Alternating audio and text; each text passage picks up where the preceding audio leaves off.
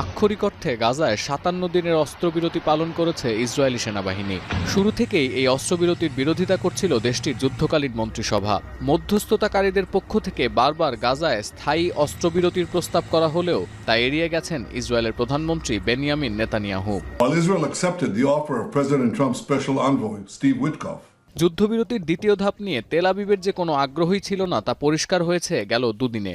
অস্ত্রবিরতি অগ্রাহ্য করে ৪৮ ঘন্টার ব্যবধানে ৫০০-র বেশি ফিলিস্তিনিকে হত্যা করেছে ইসরায়েলি সেনারা। বিশ্লেষকরা বলছেন, ক্ষমতায় টিকে থাকতে মধ্যপ্রাচ্যে সংঘাত চালিয়ে যাওয়া ছাড়া কোনো বিকল্প নেই ইসরায়েলি প্রধানমন্ত্রীর। তবে নেতানিয়াহুর উদ্দেশ্য স্পষ্ট হলেও ফিলিস্তিনিদের ওপর ইসরায়েলি বর্বরতার জেরে আরব নেতাদের প্রতিক্রিয়া শুধু বিবৃতির মধ্যেই সীমাবদ্ধ কেন, সে প্রশ্নের জবাব মিলছে না। গাজায় নেতানিয়াহু বাহিনী অস্ত্রবিরতি অমান্য করে আবারও অভিযান শুরুর পর বৃহস্পতিবার সকালে ইসরায়েলি বিমানবন্দর লক্ষ্য করে ক্ষেপণাস্ত্র হামলা করেছে ইয়েমেনের হুথিরা। একই দিনে তেল আবিবে রকেট হামলা চালিয়েছে হামাস। কিন্তু এত কিছুর পরও হিজবুল্লাহ, হুথি বা হামাসের মতো অক্ষশক্তির পেছনে থাকা ইরানের নীরবতার কারণ বুঝতে পারছেন না আন্তর্জাতিক বিশ্লেষকরা। মুসলিম সংখ্যাগরিষ্ঠ দেশ হিসেবে পরমাণু সক্ষমতা আছে পাকিস্তানের, কিন্তু ফিলিস্তিনের সাথে দেশটির ভৌগোলিক দূরত্ব অনেক। সেই ক্ষমতা ইরানের থাকলেও গাজায় সাম্প্রতিক হামলা নিয়ে এখনো মুখ খোলেননি দেশটির সর্বোচ্চ নেতা।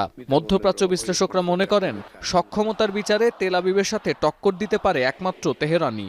জেরুজালেম পোস্টের দাবি, গাজা ও ইয়েমেনে ইসরায়েল ও যুক্তরাষ্ট্রের সাম্প্রতিক হামলা প্রমাণ করে অক্ষশক্তিকে রক্ষা করতে না পারলে সক্ষমতার বদলে ইরানের দায়বদ্ধতায় পরিণত হবে হুথি কিংবা Hamas.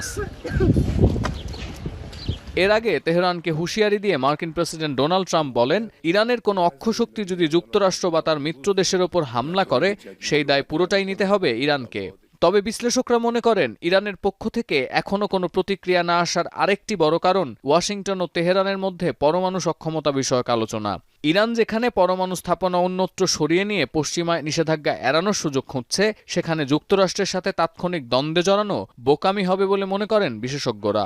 His words were, every bullet that they fire is a bullet that you fired. And this comes after weeks of negotiations between the US administration and the Iranian administration talking about dismantling their nuclear program, or I should say their military nuclear program. বিশ্লেষকরা আরও বলছেন, বর্তমান প্রেক্ষাপটে ইসরায়েলের ঘনিষ্ঠ মিত্র যুক্তরাষ্ট্রের মতো পরাশক্তির বিপক্ষে যাওয়ার ঝুঁকি অনেক। সমগ্র মুসলিম বিশ্ব গাজাবাসীর উপর চলমান নৃশংসতার ঘোর বিরোধী হলেও ইসরায়েলের বিরুদ্ধে সরাসরি অস্ত্র ধরতে চান না কেউই। বিশ্লেষকরা মনে করেন, ফিলিস্তিনের হয়ে যুক্তরাষ্ট্র ও ইসরায়েলের সাথে টক্কর দিতে হলে জাতীয় নিরাপত্তা নিয়েও ভাবতে হবে আরব জোট বা মুসলিম বিশ্বের। Until a reconstruction conference সতীর্থ কর্মকার, এখন বিশ্ব।